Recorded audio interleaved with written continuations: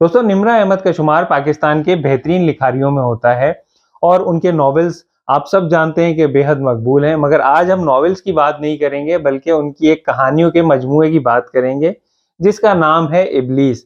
इसमें 5 कहानियाँ मौजूद हैं, जिसमें से पहली कहानी का उन्वान ही इब्लीस है। तो हम आज बात करेंगे इसी कहानी के बारे में, जिसका नाम इब्लीस है।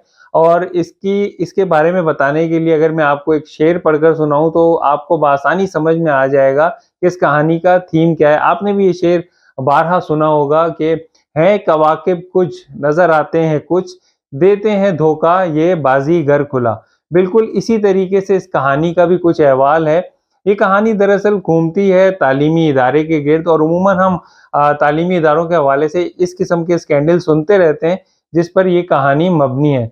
इसके मरकज़ी किरदारों में शामिल हैं 2 ख़वातीन यानी स्टूडेंट्स और एक मेल टीचर। और वो मेल टीचर किस तरीके से ख़वातीन का इस्तेहसाल करते हैं, इसी पर मबनी एक कहानी है। और अगर मैं कहूँ कि इस कहानी में बहुत सादा अंदाज़ में मैसेज दिया गया है, तो ये बात गलत नहीं होगी। दोस्तों, बाकी कहानियाँ भी बहुत उम्दा हैं, तो आप एक दफ़ा ज़रूर इस किताब को पढ़कर देखें, इंशाअल्लाह आपको मायूसी नहीं होगी। अगर आपको वीडियो पसंद आई हो तो लाइक शेयर करें और चैनल को सब्सक्राइब